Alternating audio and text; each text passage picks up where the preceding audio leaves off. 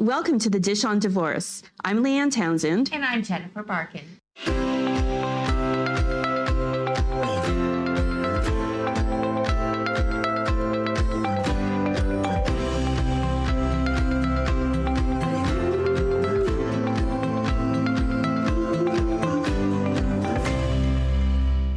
And today we're really excited to have a guest on the podcast who I consider to be a friend. I've known her for a while, and I consider her to be a resiliency expert, both from her own personal story and her own experience interviewing people who are resilient through her podcast called the Resilient People Podcast. So welcome to the show today, Janet Fanaki. Hi, Janet. Hi, Jennifer. Hi, Leanne. It's so nice to be here with you guys. Janet, why don't you start by sharing to our listeners a little bit about your own story and how you got involved with the whole concept of interviewing people about resiliency? So I'll take you back to August of 2016. It was the time where we were having a great summer. My husband was a top tier lawyer working at a Bay Street law firm, and he was a public speaker, leader in his community. And he was starting to show some uncharacteristic types of behavior. And he was noticing it as well. So he started, having difficulty hearing. As you know, being lawyers and in the legal profession, you have a lot of documents to read and information to retain. He would spend hours and hours reading and have a really hard time remembering what he was reading. And I was chalking it up to just being exhaustion. But as it turned out, he persevered with his physician to get some scans done. And following a CT and an MRI that was done at the end of August, it verified that he had terminal brain cancer that's called glioblastoma. He was 47 years old at the time, a guy who never showed signs of any sort of major illness. We never had something like this ever to deal with. And it turned our lives upside down. Within 2 weeks, he was having a full craniotomy to remove a large mass in his brain. And then we were starting months and months of radiation and chemotherapy treatments. I had 2 children at the time, still do. They're now 19 and 21. But at the time, my son was entering grade 9 and my daughter was in her last year of high school, about to start applications for university. So as you can imagine, busy time, exciting time, terrifying for them as well, because it's, excitement that's kind of mixed with all kinds of emotions. And then we had this diagnosis. So in the many, many hours that were spent at the Odette Cancer Center at Sunnybrook, waiting on appointments, I am a real people watcher. I love to just look around, see what's going on. And I spent a lot of time wondering how people deal with difficult situations. What is it that they draw on to get them through hard times? I knew what we were doing, and part of it was that we had a really strong support system around us. But how was it that just regular people, I'm not talking celebrities who have resources at their fingertips, I'm talking just regular everyday people. And I knew a couple of people who I myself admired for being resilient. They were people who overcame major challenges, but they did something a little bit more than just overcoming a challenge. They created something that would help others to be resilient too. It might be a fundraiser. It might have been writing a book to help others with the experience that they had gone through. So I started having conversations and blogging these conversations, and I spent some time thinking about, what am I going to call this? And I have a public relations background. So for me, writing stories and listening to stories is very much a part of my background. So I called it Resilient People, created this blog, threw the stories up, little by little collected more stories. People would recommend people to me. I would have people come to me from social media, and it really took off. There are a lot of people who write me even now that it's been a few years that I've been running the blog, turned it into a podcast in November, because for me, it was really important to share the voices of the people that I was meeting with. It's something different, more emotional when you hear the nuances of the person's story rather than just reading it on a screen. So that was the story behind Resilient People. Now, research shows that next to death of a spouse, which you've unfortunately experienced, divorce is considered to be life's most stressful event. And so for listeners out there who are listening to the show today, what advice do you have for them about, being resilient through a challenging time like a divorce, drawing on your own experience with the passing of your spouse? So for me, I practiced 4 Ps that I credit to my resiliency. The first would be positive people, having positive people in your life. It's not enough to just say, I've got a lot of friends. I have all kinds of people that I can go to for whatever I need. You need to know that you've got those lifelines in your life that you can go to for, the 2 or 3 friends, or it could be 1 or 2 friends that if I am sinking, that's the person that I'm going to call. So the positive people. Having a purpose, getting up every day and knowing that you've got something ahead of you that you've got to do, whether it's a job, whether it's something that you're volunteering for, whether it's just, I'm going to wear a fresh outfit today that's got a button on my waist because it's going to make me feel better. It's whatever you're going to have ahead of you for that day to make you feel better. And the other thing would be to having a perspective on the situation. And I think with those 4 Ps, they really help to get me through my situation. And for the people that I've met with, the resilient people, I would say that the 2 common things that they have is that they have a power of purpose, all of them. And then the other thing is that they firmly believe that they didn't know what they were capable of until they had it in front of them. And so knowing that you're not alone in your situation is very important too. I do believe that resiliency is one of the best traits that people can have, because I don't care who you are, nobody goes through this life unscathed. Mm-hmm. And really it's that ability to push forward and to push forward positively and draw on that resiliency that keeps you going, right? You can't just crawl up into a ball. If you're a mom, your kids may be relying on you. Definitely. I think, though, that to be resilient is the outcome. To get to that outcome, you need to have the tools and the skills in place to get to be resilient. Can we improve our resiliency? Is that something that, somebody out there can, who maybe has struggled and is, having some difficulty coping? Is it something that you've seen? And again, I know you're not a psychologist or something like that. You're just speaking about your own experience, meeting so many people and discussing resiliency. But from what you've seen, is it something that people can improve upon? I think, so you touched on something so interesting, because when I think about what is it that I'm doing, I'm not an expert as you kindly introduced me as, but I would say that I'm not a psychologist. I'm not a coach, but I am someone who's curious about how people have built their resiliency. And someone who I like to tap into for their own expert advice is Dr. Carol Dweck, who talks a lot about the growth mindset versus the fixed mindset.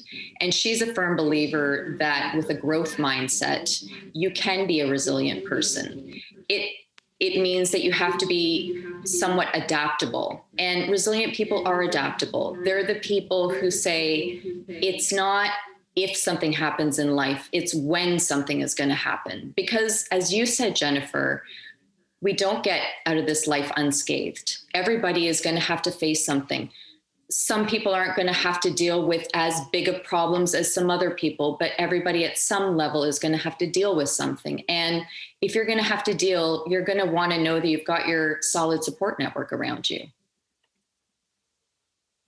Yeah, one of the things that Jennifer started to touch on it, I think that's a commonality with what you went through with your spouse and what people going through divorce find, is that when you're going through a really personally challenging time and it's stressful and you're, suffering enormously and you have children, how do you, keep yourself together and be positive and do what you need to do to shelter your children from what you're going through? And what was your own experience with that? Because that must have been very challenging.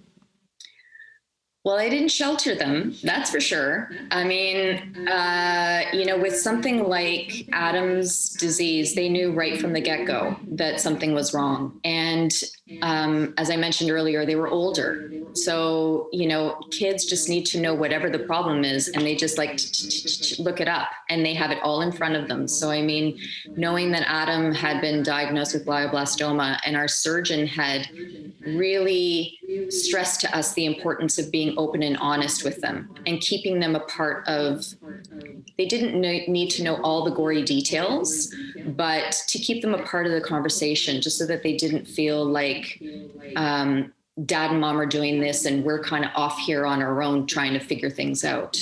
We're a close family.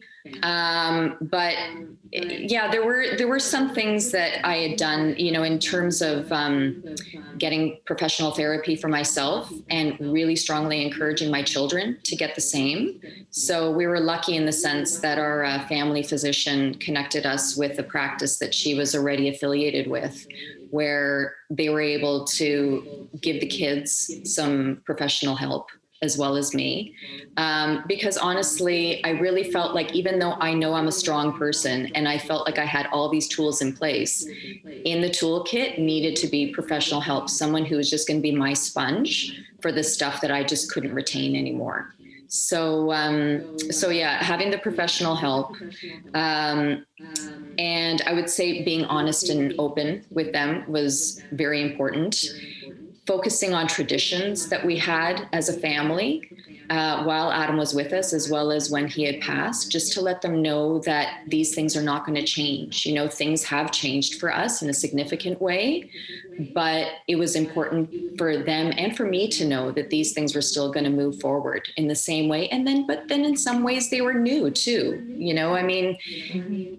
With the pandemic, things have changed a lot, but then there have been some things like Adam and I had shared the same birthday, for example. So for this past birthday, it was going to be my first without him. And I discouraged people from coming to the house, even to the porch, to even come and see me, because I just knew that was just going to conjure up feelings that I just didn't want to feel that day. I wanted to know it's still my birthday and I still want to be happy on my birthday. I miss him, of course, but and then having consistency. I've talked to actually a few of my divorced friends this afternoon just to get their take on things that they had done that maybe we would have shared in common for our children, and keeping things consistent, letting them know that not too much has changed. And even though, to let them know that as they're grieving divorce, you're grieving as well. So there are a lot of similarities between when you lose a spouse to death and when you lose a spouse to separation and divorce. Yeah, I agree with that. It's interesting what you were saying about keeping certain traditions and how some things don't have to change. And I work with families that have children who are going through divorce, and I'm asked all the time, what can I do to make sure that my kids are going to be okay? And I'm like, well, you're going to have some new traditions, but what can you hold on to as well, right? Because for children, the more that we can keep the same, the more that we can control and keep the same, the better for them. They have an easier adjustment. And that way it's very similar. That's very interesting to hear that. Yeah. I mean, it's the other thing too about, when you lose a spouse, we become single women all of a sudden. And that's a huge transition. I found that almost because my grieving had started the day that Adam was diagnosed. I had 3.5 years to kind of get used to that. But it was a completely different thing when I started having things like dealing with insurance questions or dealing with investments. Even though we had done all of that together, it's jarring all of a sudden when you're doing it on your own. So knowing that you've got great professionals that are there to help you, maybe if you're a woman who doesn't have access to that, just knowing that, you can go to social media, maybe ask a question that way, or maybe there's a friend close by that knows someone that could ask on your behalf. But becoming a single woman, that was really tough. Yeah, I would see how, and that's a similarity with, divorce as well. So I that's why I think it's so great, to have you on to talk about the resiliency piece, because there is a lot of similarity between, what you went through and what someone goes through with a divorce. And I'm wondering, with you've interviewed a lot of people, and what would be some of the common characteristics of people who are resilient? So some of the common traits that they've got would be a positive attitude or mindset. They're proactive in dealing with adversity, whereas someone who would be less resilient might be more the type to back away from dealing with things. Resilient people have a tendency to just kind of walk through it and deal with it. They have a daily activity that they take part in. A lot of them, it's exercise to some level. It's, some of them is at a high level. Some of them, it's just a matter of doing their stretches every day and just, feeling like they're starting off the day on a positive note that way. And having a purpose to help others. I would say that a majority of them do some level of volunteer work, or they've made their business a part of helping other people. Life throws punches. When I was in my master's, I had 2 little kids at the time. I was a single mom back then. And my older daughter got diagnosed with pediatric bipolar disorder, amongst 1,000,001 other things. And one thing, and it sounds really, really, really awful, but one way I got out of, crawling in that ball, one, life had to go on. I had 2 little kids to take care of. And it sounds terrible, but I kept thinking, there are people that have it worse than we do. Right? And although that shouldn't bring comfort, because it does sound kind of nasty, if you understand that, do we have food? Yeah. Do we have electricity? Yeah. Is the mortgage paid? Yeah. Like, things could be a lot worse. Yeah. Right? So you keep going. And there's a poem that I really liked, and I don't know if you've read it, and you should if you haven't. And it's called Welcome to Holland. No, I haven't. I'm writing that down. Welcome to Holland. And I'll just give a quick synopsis of what it is. So basically, somebody planned a trip to Italy, and they did all the research about going to Italy, and were looking forward to the hotels and the restaurants and the sightseeing, et cetera, et cetera. But guess what? That plane did not land in Italy. It landed in Holland. And they're like, I didn't choose to go here. I want to go to Italy. And initially, they were very, very upset, until they started looking and they saw the Tulip Festival was going on, and so on and so on. So while it was not Italy and it's not what they would have chosen, there were certainly nice things about going to Holland. So I used to carry that in my wallet. Like, I think that gets... It's like gratitude. Gratitude. I think it's like gratitude. I think when you practice gratitude, that, you can, when you're focusing on what the good things, then sometimes you can pay less attention to the bad things in your life. For sure. And there are a lot of people who do that. They have their daily affirmations that they do that sets their mindset for the day. I think that poem harkens back to the whole idea of adaptability, right? The whole idea that life is going to throw you curveballs. You just need to have that sense of preparedness for it, and not have the idea that, oh, woe is me. Why is this happening to me? My mom used to say to me, Jennifer, many times, and she still does, if I'm complaining about something, or if I was really having a hard time that day, she would say, oh, it could always be worse. And, I would say to her sometimes, if I was feeling really spicy, I would say, yeah, I know it can be worse. I know that I could be living here and not there. I know that he could be doing this and not that. But guess what? This is my worst right now, and I'm going to own it. And I think for me, it just meant like I needed to process that pain at the time so that I wouldn't be kind of carrying that around with me in like another conversation with somebody or whatever.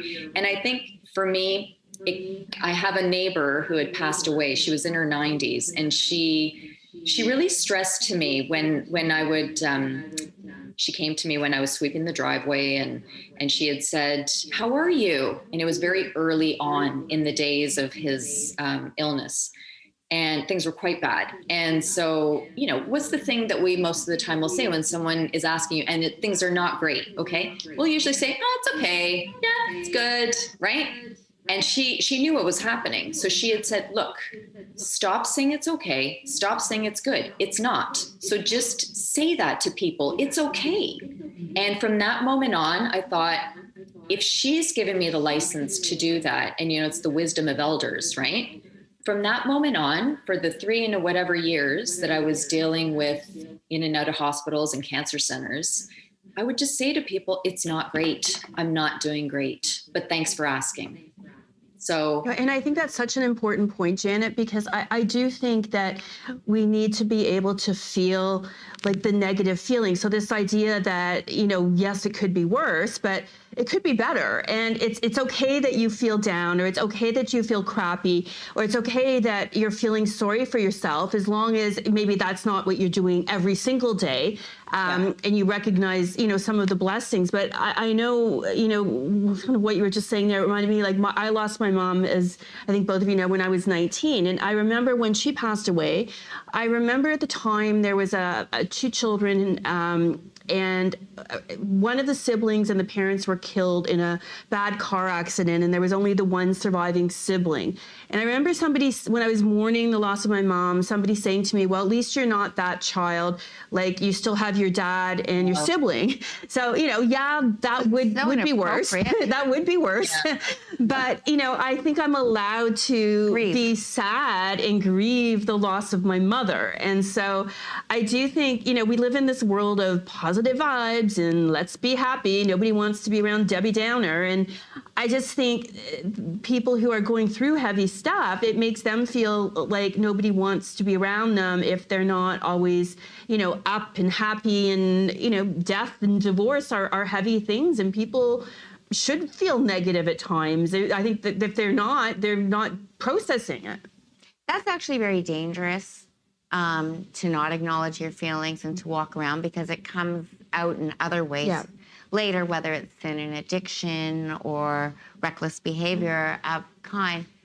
So I always say, like, one of my tools, personal ones for resiliency, when stuff really sucks, I get a day to be in a ball, crawled, crying, whatever, one day. And after that, got to snap out of it and join the real world again.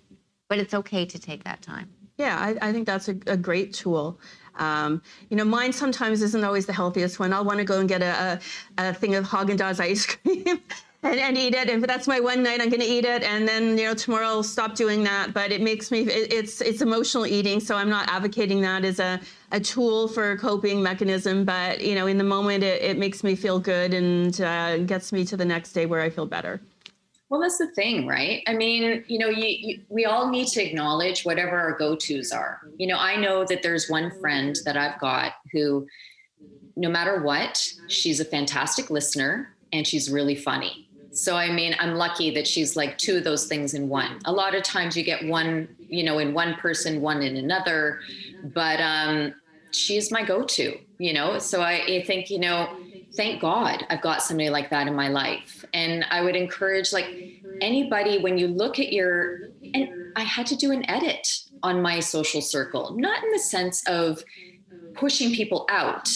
It's just, don't count on being the person that I'm going to go to for when I'm feeling like I'm sinking. So that, and I didn't articulate it that way, but so yeah, just knowing that I've got, 1 or 2 people that I can go to for those times. And then, like the other times when I can't get a hold of those people, I just crank up the music. I'll go for a walk. Music has always been my go-to for just making me feel better. You need those things in your life and acknowledge that you're just not doing well. And like you said, Leanne, having that whole toxic positivity, lifestyle that we're living in now is really hard, because I would be doing things and people would say, I would hear them say, and I would see them write it, she's good. You're looking like you're doing great. Well, you know what? The nights are really hard. So, I'm not going to articulate that to everybody all the time, but they are, and I mean, not, 24 hours in a day, you're not going to get every minute of the day where I'm going to be like, oh yeah, I'm just like so together. No, there would be times I'd be walking around the neighborhood, bawling my eyes out. And, but that's the way it goes, like you said, Jennifer, you got to pull yourself together. You got to like hold it together and march on. And the other thing too, that all the people, majority of them anyway, that I speak with, they'll often say, what other choice did I have? So, there's really that mentality. What other choice did I have? I had a family, I had a job, I had this, I had that, I mean, even when I was talking to one of my guests, Ellie Gotts, who survived the Holocaust, I just said to him, I just don't know at 17, how did you persevere and, find people to teach you lessons so that you could, move forward in your schooling and this and that. And he would say, well, what choice did I have? And it's like, and then those are the people, see, it's not the celebrities that I really learn from. It's the people that are around me that I learn from. And when you get those regular people saying to you, you just put one foot in front of the other, 10 toes on the ground, and you just go. That's what you're going to do. One day at a time, That's, I would think also that you're going to have good days and you're going to not have good days. Yep. Some days are going to be pretty crummy. That it's totally normal to, let's say 2, 3, 4 days, 5 days, you think you're doing great, and then boom, grief hits. Yep. 100%. Well, thank you so much for joining us today, Janet. Can you tell listeners how to find you and how to find your podcast if they'd like to tune in? It's a great podcast. Thanks, Leanne. Absolutely. So easiest way is resilientpeople.ca. And the podcast is on all platforms, Apple, Spotify, wherever you listen. Please subscribe. And I'm on the social media as well. So lots of ways to find me. Thank you for having me on. Thank you for coming. Yes, thank you, Janet. It's been a pleasure. It's a great chat. Love the show. Thank you.